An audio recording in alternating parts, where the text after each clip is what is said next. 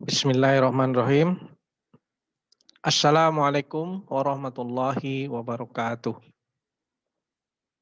Kita lanjutkan kuliah analisis multivariat.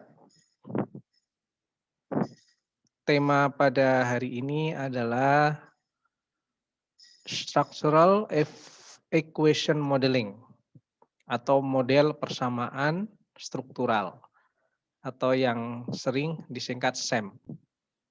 Metode ini terkenal dalam bahasa Inggris ya, jadi bukan model persamaan struktural itu jarang dipakai, tapi orang sering singkatannya yaitu metode SEM. Oke, apa itu SEM?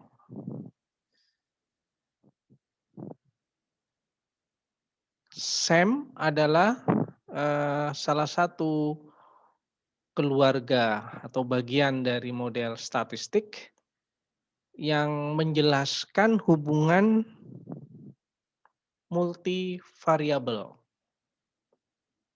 Ya.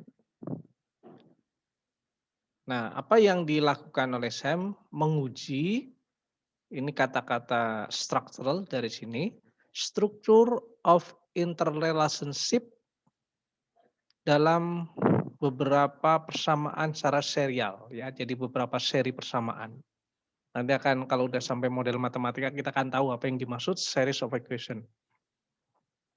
Ini mirip dengan multiple regression equation. Jadi beberapa persamaan regresi berganda atau multiple regression. Persamaan ini dalam SEM ini menghubungkan apa yang disebut construct. Jadi variabel-variabel dalam SEM itu yang pertama adalah construct. Construct ini dapat terdiri dari atau dapat berupa dependent dan independent.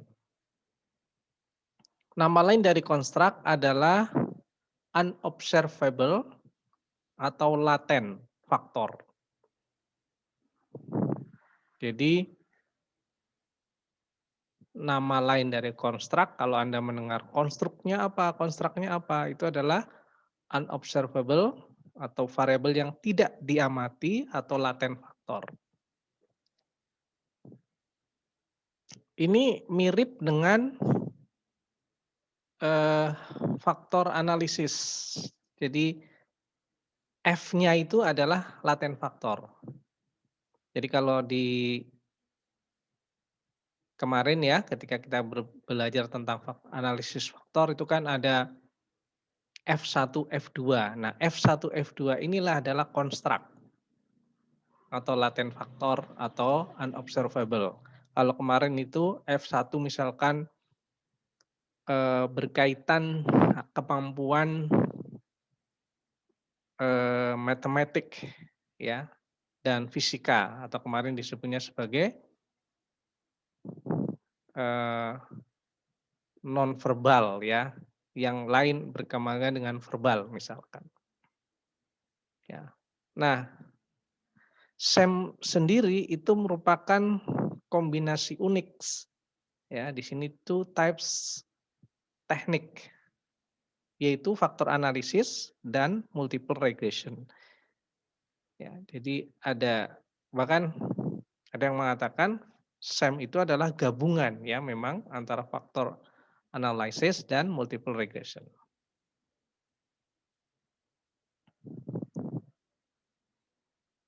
Ada 3 karakteristik utama dalam SEM ini ya.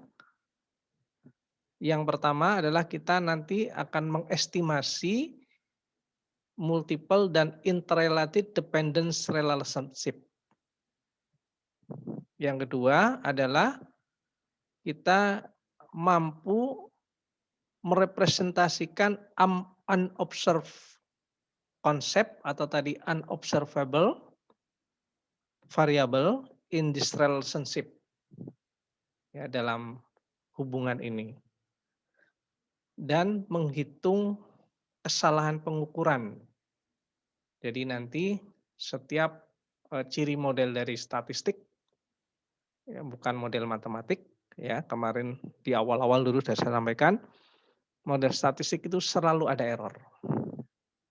Dan yang ketiga, defining a model to explain the entire set of relationship. Jadi nanti model SEM ini terhadap suatu tema riset tertentu misalkan itu eh, keseluruhan ya hubungan antar variabel itu tergambarkan di sini.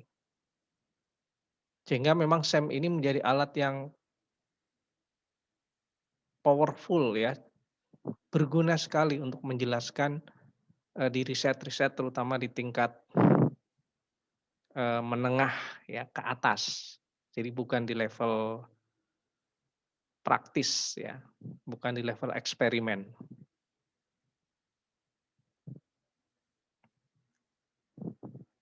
Oke. The most obvious difference between SEM and other multivariate techniques, jadi perbedaan yang paling nyata, paling jelas antara SEM dengan multivariate teknik yang lain adalah the use separate relationship for each of a set of dependent variable. Ya. Nah, SEM estimates a series of separate but interdependent. Jadi nanti ada variabel, nanti kita akan belajar setelah ini, yang di satu saat dia menjadi variabel dependent, bergantung, tapi di saat lain dia juga menjadi variabel yang mempengaruhi yang lain. Jadi interdependent.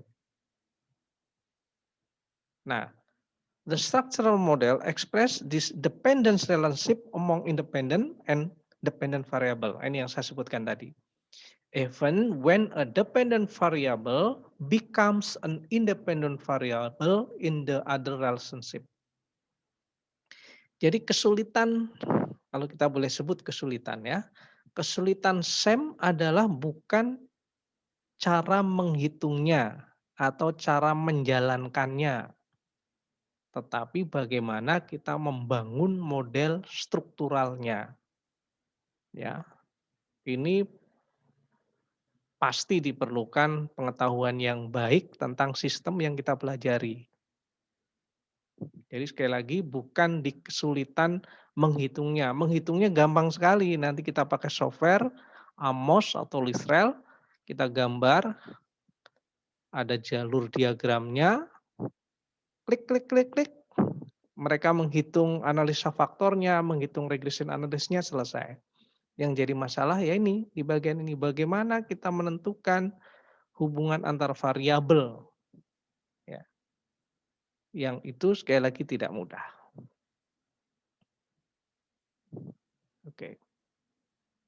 Kemudian SEM juga mempunyai kemampuan untuk menganalisis laten variabel atau construct tadi ya, atau unobservable variable. Ini diulang lagi ya. Latent construct, latent variable is a hypothesized and unobserved concept that can be represented by observable or measurable variable.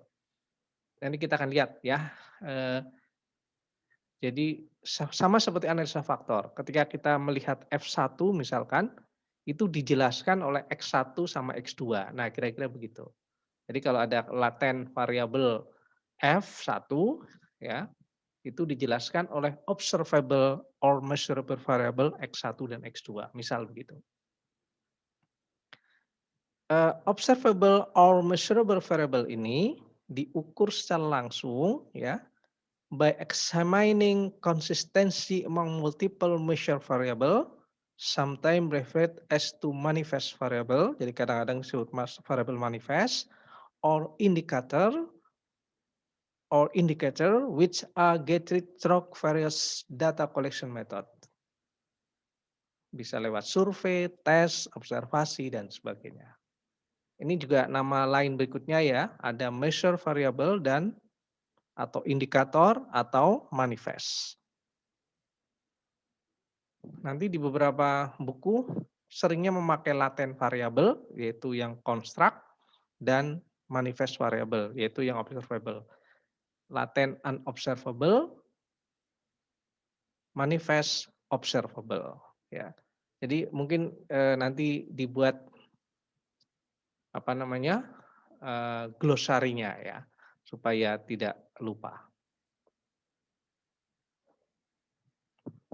Oke, itu pengantar tentang SEM ya. Apa itu SEM? Kita masuk lebih lanjut, apa SEM itu terdiri dari path diagram atau diagram jalur ya. Karena ada hubungan interdependensi, kadang dependen menjadi independen, maka kita akan membuat sebuah diagram jalur atau path diagram. Path diagram ini membantu dalam menyediakan estimasi ya, untuk menaksir estimasi ya dari hipotesa kita ya, yang disebabkan oleh koneksi antara himpunan variabel. Nah, to construct a path diagram, we simply write the names of the variable, misalkan X1 dan seterusnya, and draw an arrow from atau nama pendek misalkan tadi ya, write name of the variable ya, misalkan satisfaction dan seterusnya ya. And arrow from each variable to any other variable. We believe that it effect. Ya, jadi setelah ini ya kita lihat ya. Jadi ada F1, X1 dan sebagainya. Ini kita lihat. Nah, ini beberapa tanda. Ini simbol dan tanda yang dipakai ini standar ya. Jadi kita pakai ini. Square or rectangles denote observed variable. Jadi kotak atau persegi panjang itu menandakan di dalamnya itu adalah variabel yang bisa diukur atau manifest variabel ya. Kemudian circle or ellipse, seringnya ellipse ya. Di dalamnya denote itu menunjukkan laten atau unmeasured variable. Nah, kemudian huruf besar itu biasanya berkaitan menyimbolkan variabel. Lower case letter or numeric values are used to denote covariant or patch coefficient. Ya, nanti kalau ini memang kalau dijelaskan begini tanpa melihat contoh kurang ini. Nanti setelah semuanya dijelaskan ada contohnya. Kemudian single head arrow or path. Nah, ini kata-kata path dari sini. Jadi anak panah seperti itu, satu anak panah ya. I used to represent causal relationship between variable under a particular model, where the variable at the tail is hypothesis to have a direct influence on the variable at the head. Jadi di ujung panah itu mempengaruhi di ekor panah ya, mempengaruhi ujung panah. Kemudian double head arrow ya di tanah yang bolak-balik, I used to represent a covariant between two variable. Ya, which may arise through common causes not represented in the model. They may also be used to represent the variance of variable.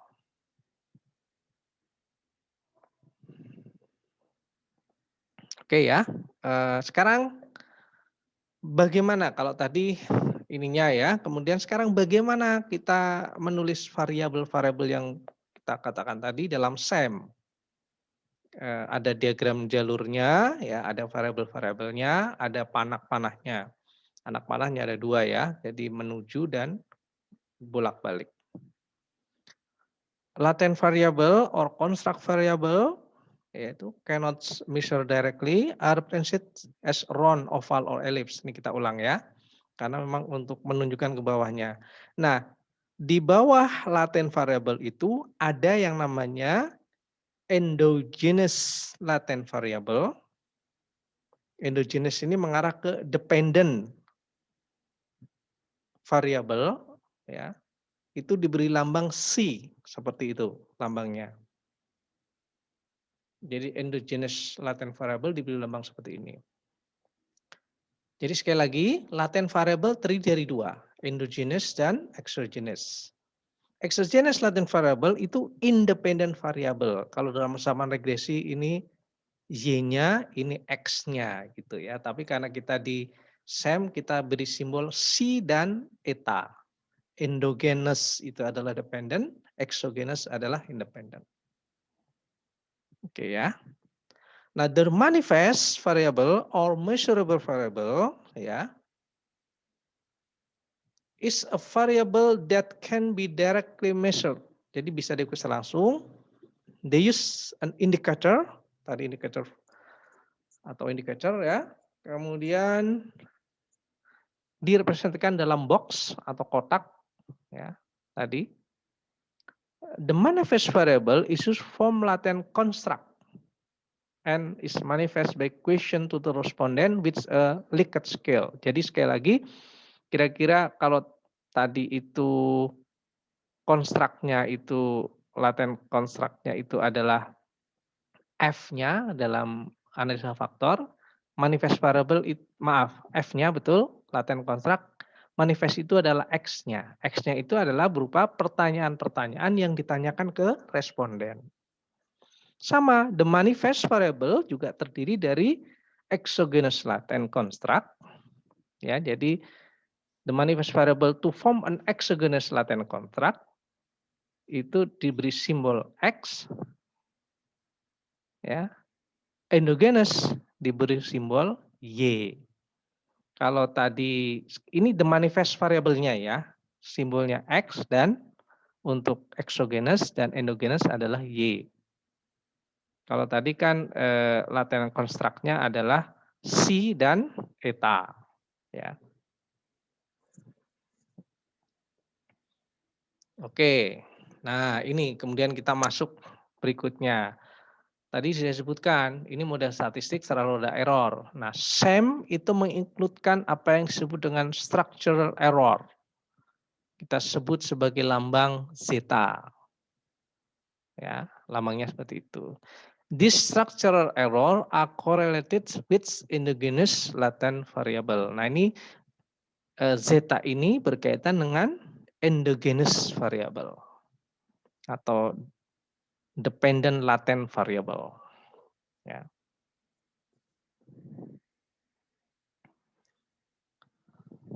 Nah, the latent variable is usually associated with multiple measure. Jadi X konstruknya, F-nya itu berasosiasi dengan with multiple measure tadi. Ya misalkan F1 itu terdiri dari X diukur dengan X1, X2, X3, X4 dan seterusnya. The relationship between latent variable atau construct variable and their measurement is done through a factor analysis measurement model. Makanya kita sebut sebagai F tadi ya, latent variable. Kemudian multiple measure-nya, observable-nya kita sebut X. Where each latent variable is modeled as a general factor of its measurement. Nah, the value that related the latent variable to its measure loading factor ya. Kayak kemarin ya. Jadi ada loading faktornya dari X1 ke F, it gives simbol lambda. Memang kalau didengarkan bingung ya. Nanti gini caranya, dengarin dulu, ikuti dulu, nanti ada contoh, balik lagi ke depan ya. Jadi memang memahami ini mungkin dia perlu 2-3 kali balik ya. Kalau baru pertama kali belajar langsung paham nyantol, wah luar biasa. Ya, jadi harus didengerin dulu, nanti kita lihat contohnya, baru balik ke belakang lagi. Oh ini toh, oh ini toh, oh ini toh, begitu. Nah, the measurement error associated with X, jadi pengukuran yang berkaitan dengan X, dependent variable, ya, maaf, independent variable is given by symbol delta. Banyak sekali simbol-simbolnya ya. The measurement error associated with Y is given the symbol epsilon. Jadi banyak simbol-simbolnya. Jreng, nah ini contohnya. Itu tadi yang kita jelaskan dengan berbagai macam simbol. Ya, kita lihat di sini. Ini sebuah model, contoh model SEM untuk menggambarkan semuanya. Coba mudah-mudahan masih ingat ya. Ini adalah C, ini apa? Construct. Jadi yang elips ini construct atau latent variable. Ya.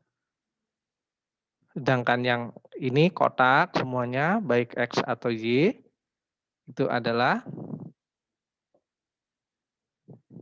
observable variable atau manifest variable. Ini manifest. Jadi manifest observable itu bisa berbentuk X yaitu independen, sedangkan latennya ini bisa berbentuk exogenous, ya. Yang ini endogenous, ini lambangnya eta, ya. Ini si eta, eta. Kemudian exogenous itu bisa berupa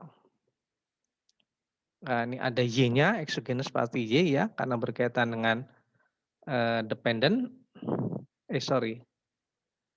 Keliru. Dependent itu endogenous ya, maaf keliru. Kadang-kadang saya juga bolak-balik. Tolong nanti dilihat ulang ya. Kemudian tadi ini ada analis faktor, ada lambdanya, ada kesalahan pengukurnya untuk Y ya, itu epsilon, untuk X delta ya.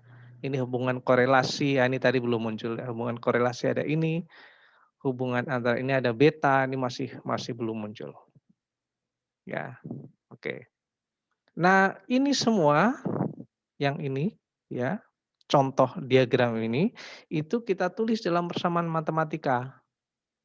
Ini persamaan matematikanya.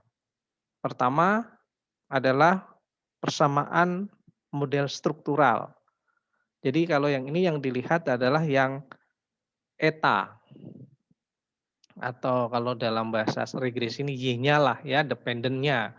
Kalau dilihat sini akan dependent ada 3 ya. 1, 2, 2 maaf, 3. Nah, kita lihat ini kita buat model strukturnya persamaan ini. Ini adalah persamaan dari sini, ya kan? Eta 1 adalah perkalian ini dikalikan ini. Ditambah errornya, ini error. Errornya ini nih, ada error.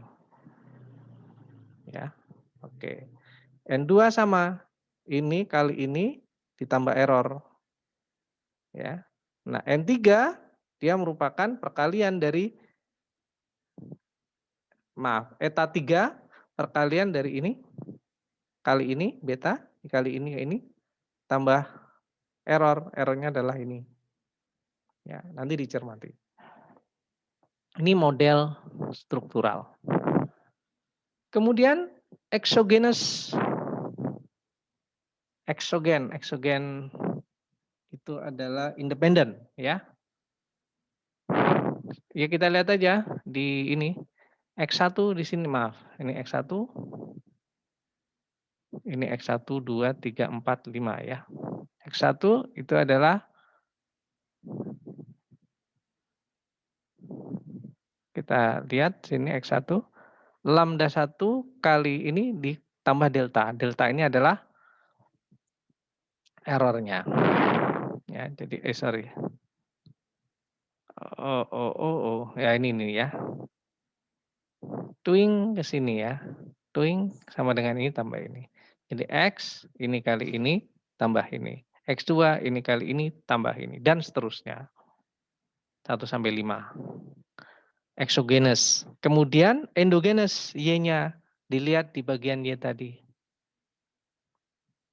Y, 1, 2, 3, 4, 5, 6, 7. Ya, ada 7. Berarti Y, 1, ini kali ini, ditambah ini. Dan seterusnya. Sampai 7. Oke. Ya, jadi itu persamaan-persamaan yang muncul dalam model ini matematika. Dan ini yang akan nanti diolah. Ya. Ya, saya ingin menunjukkan. Bagaimana kita membangun model yang seperti ini? Tentu saja ini berbasis teori. Nanti kita lihat contoh studi kasusnya ya. Kalau nggak pakai studi kasus memang susah. Oke, kita lihat masuk ke tahapan dalam data analisis menggunakan SEM. Itu ada 7 ya. Dan langsung tahapan ini nggak usah dihafal ya. Kita langsung aplikasikan saja ke dalam studi kasus. Ya, yang pertama development of theoretical model. Jadi ini yang saya sebut kesulitan paling susah itu ada di 1 dan 2. Jadi development of theoretical model dan development of path diagram. Dari theoretical model kemudian kita gambarkan dalam path diagram. Oke. Kita lihat. Ini studi kasusnya tentang Student Satisfaction Index on Cellular Operator IM3. Ya. Jadi para pemakai IM3 mahasiswa di sebuah universitas di Jogja. Nah, ini kita harus punya teori untuk melihat customer certification dalam hal ini student. Itu teorinya apa yang dipakai. Nah, berdasarkan teori-teori dikumpulkan, dibaca, oh menurut teori tertentu, misalkan, customer certification index is influenced by 3 faktor. Oke, dipengaruhi oleh 3 faktor. There are 3 major component as the basis for calculating the customer certification index. Jadi F itu adalah yang pertama, certification towards quality, certification towards value, dan perceived best. Jadi kalau kita perhatikan ini sudah muncul 1 customer certification index, ya, 2 certification towards quality, 3 certification towards value, dan 4 perceived best. Jadi ada 4 construct atau latent variable. Ya.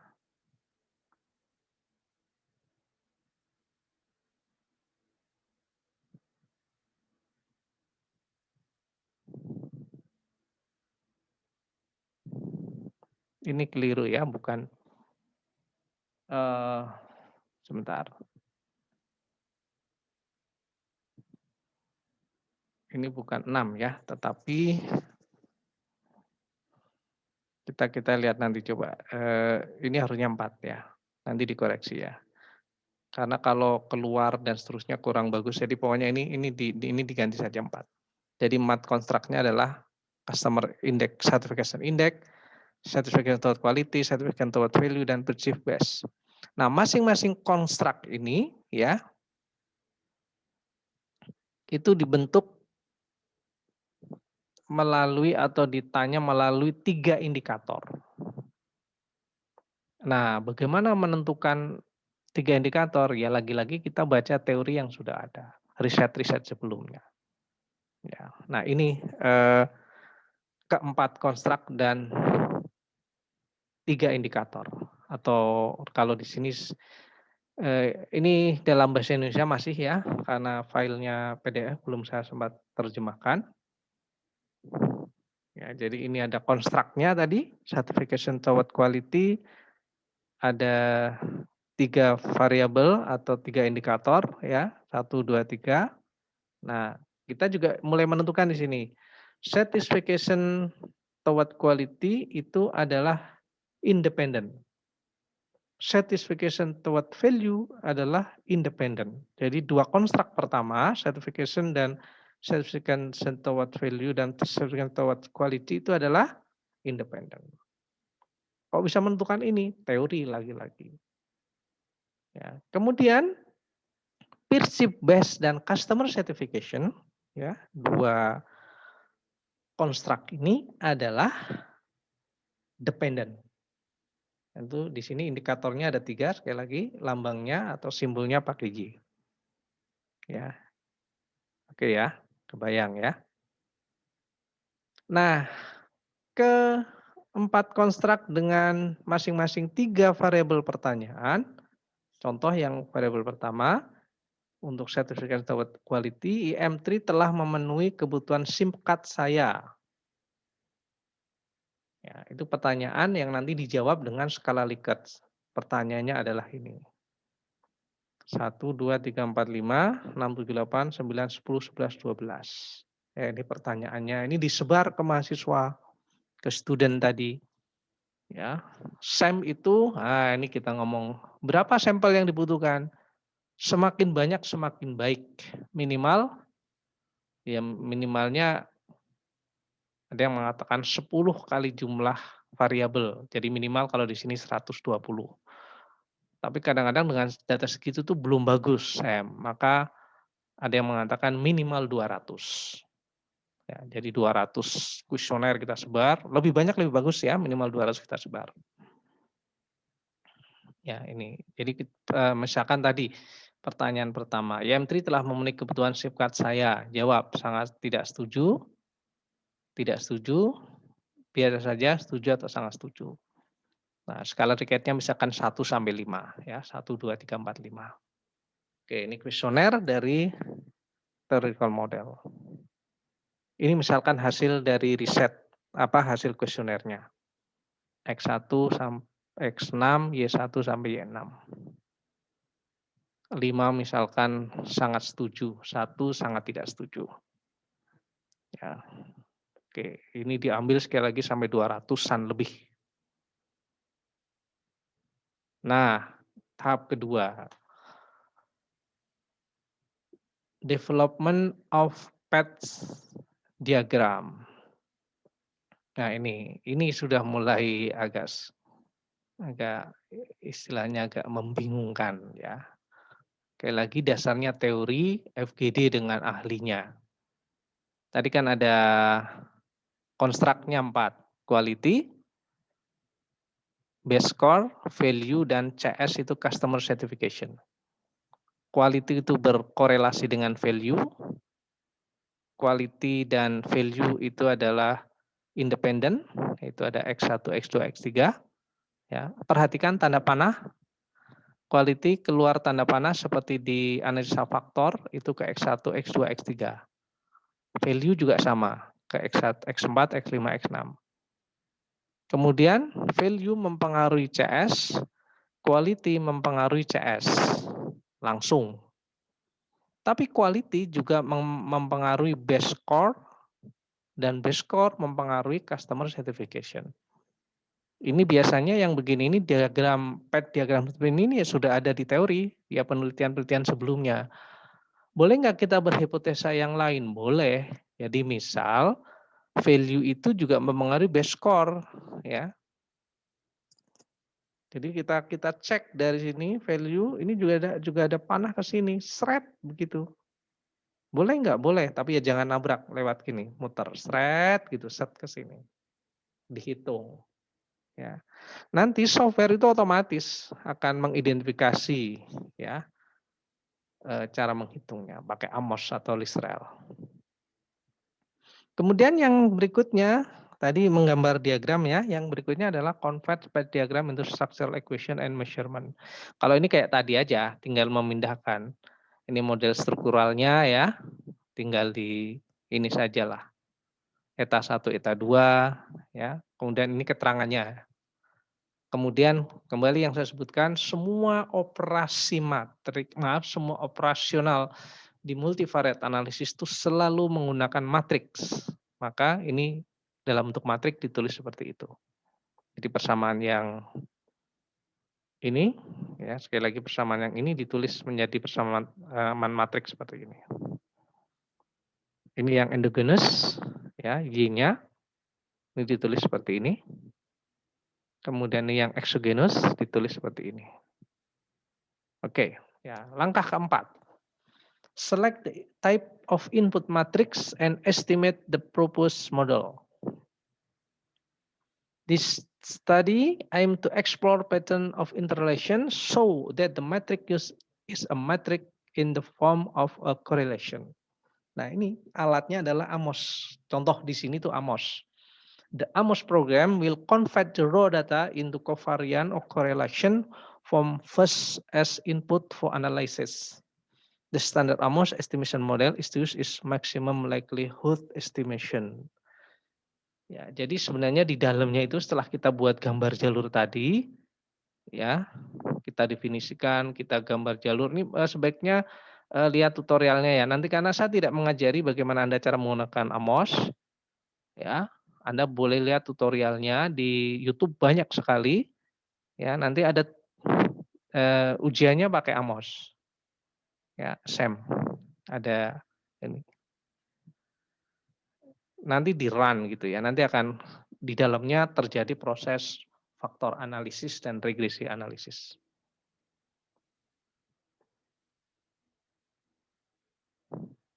Nah, itu setelah di-running. Ya, select the input matrix, kemudian masukkan, kemudian di-running. Keluar angka-angkanya ya. Kalau tadi kan masih lambang-lambang, ini sudah angka-angka. Jadi kalau kita lihat di diagram pad yang pertama, yang tadi, ini kan masih lambang-lambang, simbol-simbol. Nah, setelah di-running keluar angka. Ini angka-angkanya. Ini loading faktor, ini koefisien regresi, koefisien regresi, koefisien regresi, koefisien regresi. Yang ini bagian ini di error. Ya.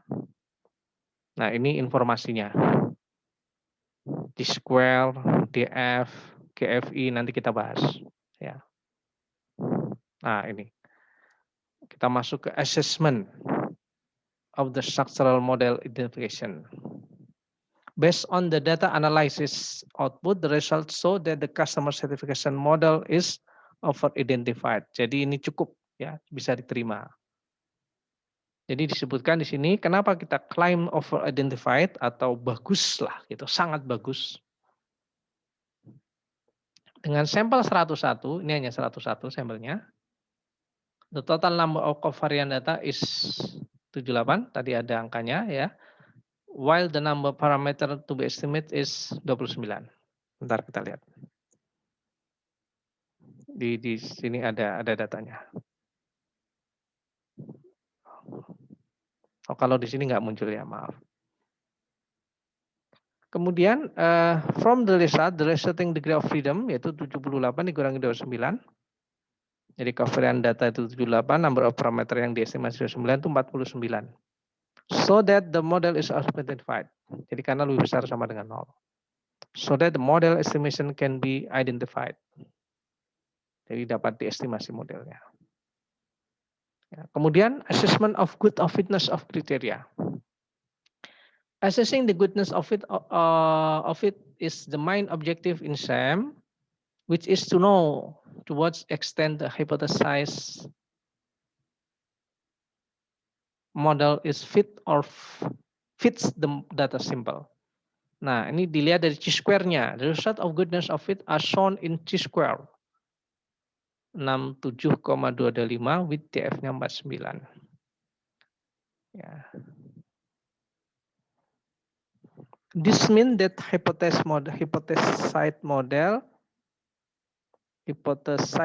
model has matched the observed data. Jadi ini fit kira-kira begitu ya. Bisa diterima modelnya dari data yang diobservasi. Ya, kemudian yang lain juga kita bisa pakai model fit it also supported by GFI value, TLI value, and RMSEA value. Nah, ini kalau standarnya kalau GFI TLI value ketika di atas 0,9. Oke. RMC value kalau antara 0,03, 0,08, oke. So that the model is set to suitable for the observed data. Jadi ini bisa diterima modelnya. Kemudian kita bagaimana menginterpretasikannya. Ini yang terakhir tentu saja ya. Pengolahan data dan sebagainya ini tujuannya apa? Ya untuk menjelaskan model. The hypothesized model has meet all the required criteria. Ya. Jadi semuanya sudah tadi, semua angka-angka tadi sudah sesuai. So there is no need to modify the model. The previous hypothesized model is suitable for calculating the IM3 Customer Satisfaction Index. Jadi ini bisa dipakai untuk menilai kepuasan, tingkat kepuasan. Nah, kemudian kita masuk ke bagian analisisnya. Bagaimana analisisnya? Nah, ini dibuat tabelnya. Dari gambar yang tadi ini sudah ada angka-angkanya nih dibuat. Kita ingin menghitung sekali lagi IM3 Customer Certification Interpretation. Tadi variable quality value, ya ini quality value, ini ada korelasi 0,43, ini angkanya. Quality mempengaruhi base score 0,82, quality mempengaruhi CS 0,63, dan base score mempengaruhi CS 0,11 ini.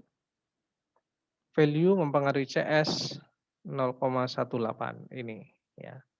Nah, ini angka ini akan kita pakai untuk menghitung. The index for each construct is shown by the amount of variance extracted by variable of the form being developed. The high extract value indicate that the indicator represent well the developed variable. Jadi ini seperti regresi ya. Semakin besar maka semakin kuat pengaruhnya ya.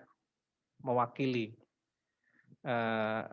model yang kita bangun, variabel yang kita bangun. Nah, kemudian kita hitung. Nah, ini rumus penghitungannya. Kita hitung apa yang disebut dengan varian extracted. Jadi ini sigma lambda IC kuadrat dibagi sigma lambda IC kuadrat tambah sigma errornya. Ya. Nah, kita hitung sum of square standardized loading untuk quality. Ini dihitung. Jadi kalau dihitung ini quality kita lihat ya ke model yang tadi. Ting, ting. Yang ini quality, ya ini ada angkanya. 1, 0,78, 0,91. 0,76 bukan 78. 0,91 ketemu ini. Value sama dihitung. Base score sama dihitung. CS sama dihitung. Jadi yang dihitung dari lambdanya ya. Kemudian kita hitung apa yang disebut dengan persentase indeks ya. Ini kan 2,46 ya, ini ditambah 0,96 itu dari errornya. 0,37, 0,35, 0,24. Ya. 9,6. Ya, jadi yang error di atas ini di jumlah. Yang ini. Yang ini ya. Ketemunya sekian, 0,71 atau 71%. Untuk value dihitung, base score dihitung, dan CS dihitung. Ya.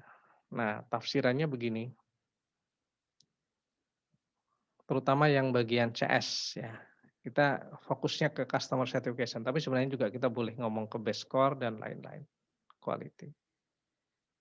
Form calculation process dari perhitungan yang tadi, the IMC customer certification index is obtained, diperoleh, which is 77,75, greater than 50%. It means that is succeeded in providing certification to students. Ya, jadi 70% melalui analisa ini itu puas, kira-kira gitu. Ini SEM kalau dengan regresi kan sederhana, kalau SEM ini agak complicated. Ya, tapi ini sekali lagi lebih mendekati kenyataan.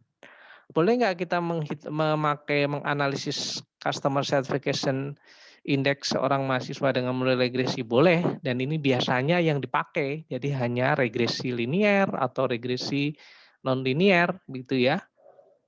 Tetapi ini lebih bagus pendekatan SEM karena ada teorinya, ada hubungan interdependence-nya dan sebagainya. Sehingga sangat-sangat direkomendasikan untuk riset-riset S2 itu jangan pakai regresi. Ya, tapi pakailah metode SEM. Ini beberapa riset yang menggunakan SEM, ya, modeling supply chain performance. Jadi menghitung atau mencari performansi dari model supply chain. Ini pakai a structural equation approach, pakai SEM. Ya, kemudian ini di manufaktur, a structural equation model and statistical investigation of lean-based quality and productivity improvement. Ya, jadi ini riset-riset yang sekali lagi skalanya menengah ke makro, bukan mikro lagi. Atau ini, ya, dekonstruksi structural equation model to investigate the factor influence quality performance in Indian construction project. Intinya riset dengan alat SEM ini